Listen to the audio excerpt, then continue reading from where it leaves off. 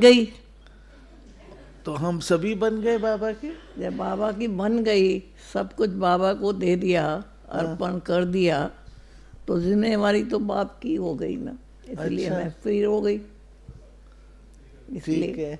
बाकी बाबा तो मेरा नाम चेंज करके मुझे अपना बना दिया। गीता का भगवान तो फिर शिव बाबा ही है ना, इसीलिए जब गीता का भगवान शिव बाबा है तो मेरा भगवान तो शिव बाबा है। रक्षक भी है, शिक्षक भी है, टीचर भी है, गुरु भी है। इन संबंधों से मैं बाबा को याद करती हूँ। ये तीन संबंध तो पक्के हैं, बाप, टीचर और गुरु। बाप क्या देता है? पालना देता है। टीचर क्या करता है? पढ़ाई पढ़ाता है।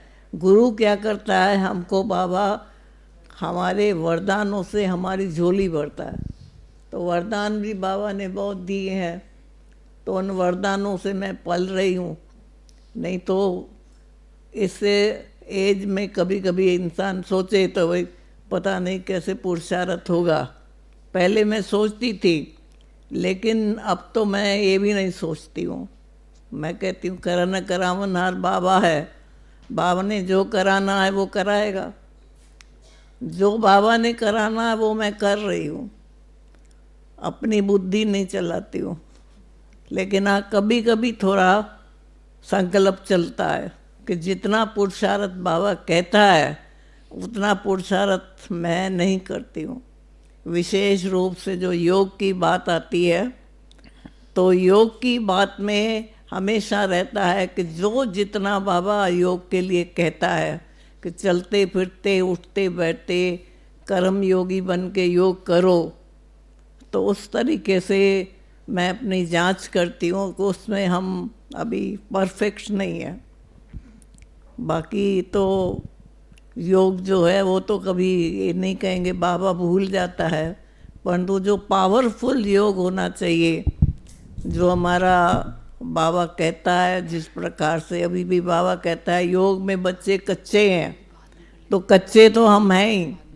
इसका मतलब पक्का बनना है, इसलिए भट्ठी करते हैं। चलो भट्ठी करेंगे, कुछ तो पक्के हो जाएंगे।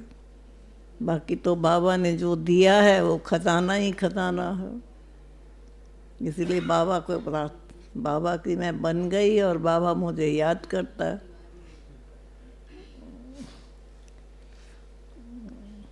और आजकल तो बाबा, अभी भी मुरली में बाबा ने कहा कि दिमाग को सदा फ्रेश रखो।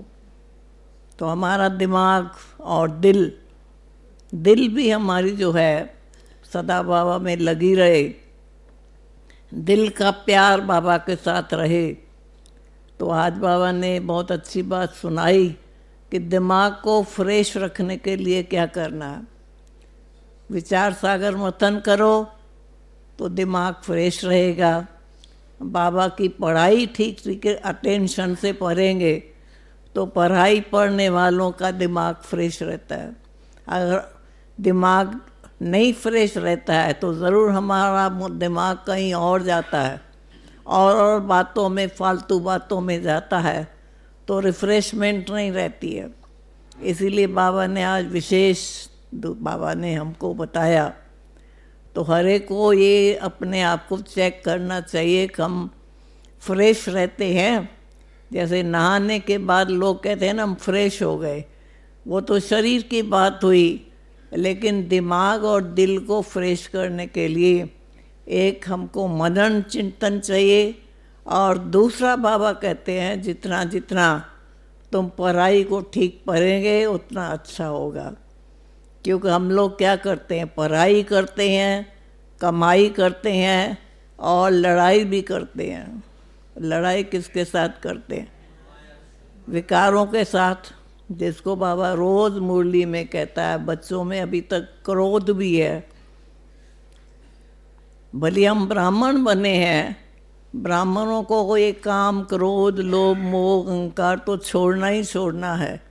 परंतु फिर भी देखा जाए तो अभी तक संपूर्ण हम निर्विकारी नहीं बने हैं। तो सर्वगुण संपन्न, 16 कला संपूर्ण और संपूर्ण निर्विकारी, ये हमारी डिग्री है 16 कला की। अगर 16 कला नहीं बने तो फिर 14 कला बनना पड़ेगा।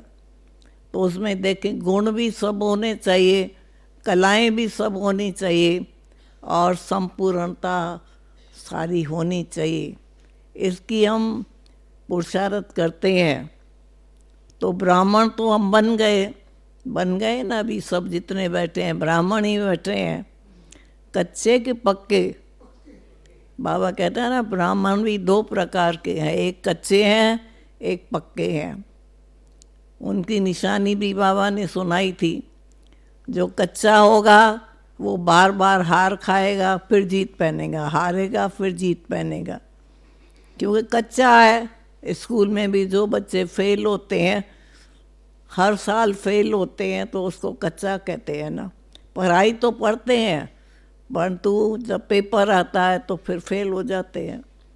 तो हम तो सब पक्के ब्राह्मण बैठे हैं, खासकर ORC वाले तो पक्के ही हैं, क्योंकि आपको तो पढ़ाई इतनी अच्छी मिलती है, टीचर आपकी इतनी अच्छी है, और सवेरे सवेरे अमृत वेले आप योग भी करते हैं और मुरली भी सबसे नंबर 1 यहीं चलती है। 6:15 बजे की मुरली किसी क्लास में नहीं चलती है, सब जगह मुरली 7, 7:30 ही चलती है। तो सबसे नंबर 1 तो है ही। जब नंबर 1 की पढ़ाई मिली है तो ज़रूरी है हमारा पुरुषार्थ भी नंबर 1 होना चाहिए। अब ब्राह्मण तो बन गए, अब क्या बनना है? अगर आप लोगों से मैं प्रश्न पूछ रही हूँ, अब क्या बनना है? बोलो बहने, क्या बनना है? हाँ, कहेंगे देवता बनना है। अच्छा, क्या बनना है? फरिश्ता बनना है। अभी तो हमको ब्राह्मण के बाद फरिश्ता बनना है, फरिश्ता बनने के बाद फिर देवता बनना है। इसीलिए आप मुरली में रोज़ जो नीचे से पॉइंट आती है उसमें बाबा फरिश्ता बनने की पॉइंट सुनाता है। फरिश्ता किसको कहते हैं? बोलो, फरिश्ता किसको कहते हैं? जैसे कहीं कहते हैं ना बहनों को देख के कहीं लोग हमको कहते हैं भाई तो ये तो फरिश्ते दिखता है। फरिश्ता कहते किसको है? क्या निशानी है उनकी? पुष्पा बहन सुनाओ। फरिश्ता की निशानी जैसे देवताओं की निशानी है, ब्राह्मणों की निशानी है, तो देवता फरिश्ते के भी तो कोई निशानी होनी चाहिए ना। कह दिया कि आप तो फरिश्ते दिखाई दे रहे हैं, है?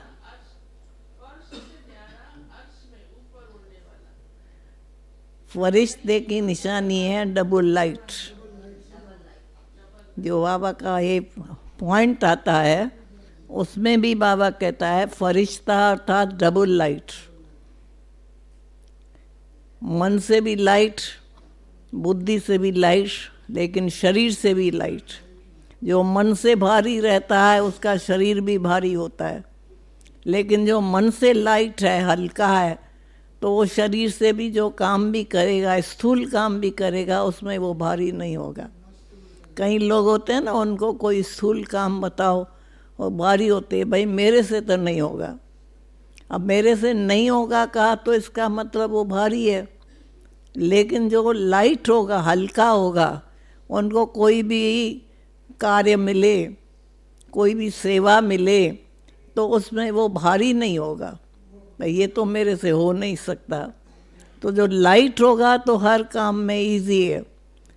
तो इसलिए मैं समझती हूँ फरिश्ता का जो निशानी है, एक तो डबल लाइट, दूसरा अव्यक्त स्थिति।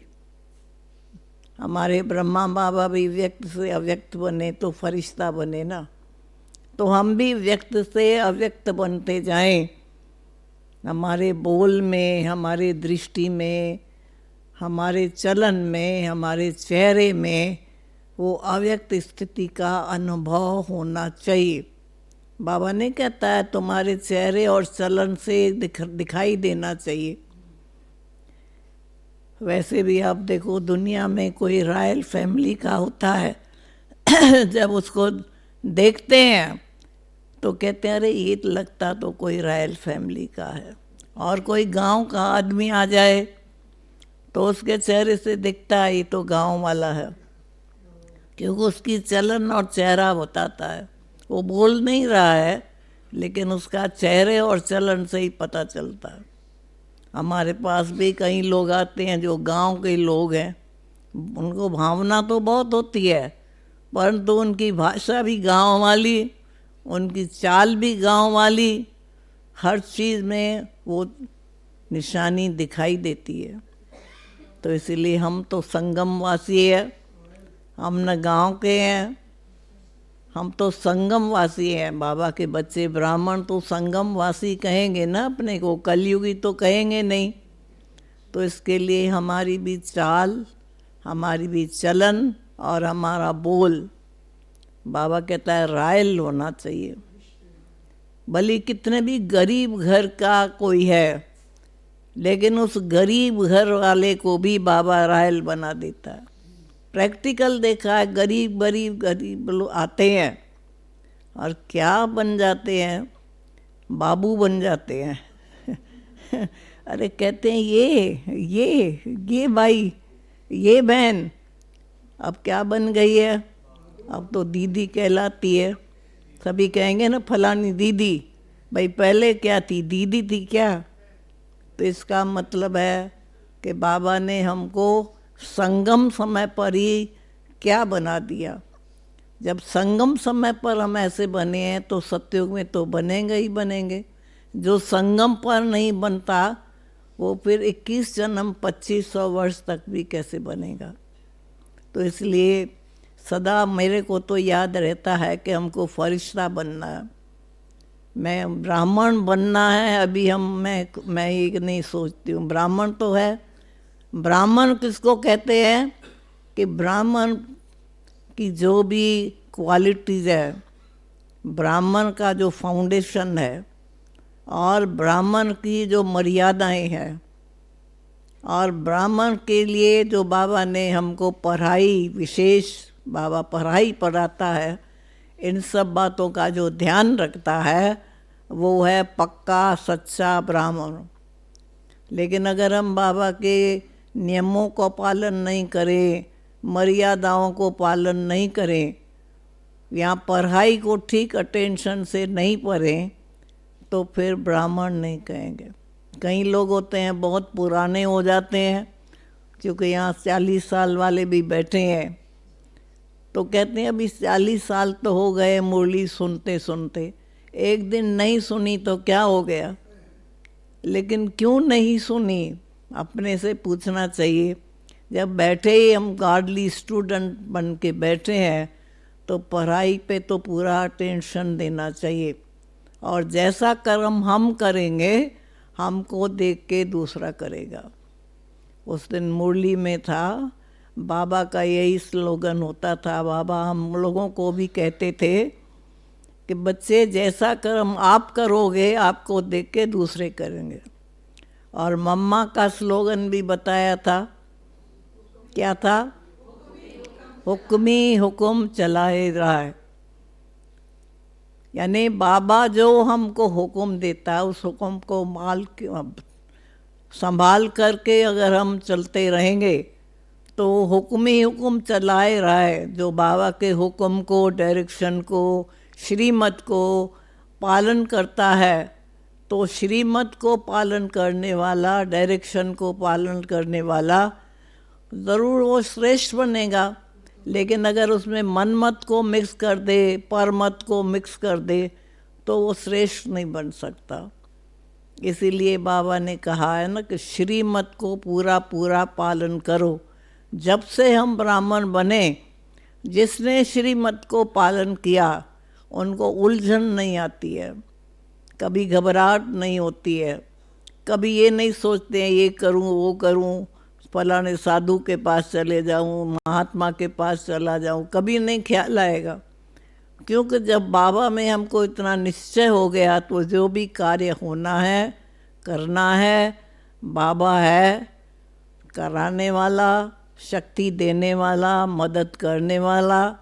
तो इसके लिए हम तो भगवान के सहारे चलते हैं और वो हमको चलाता है।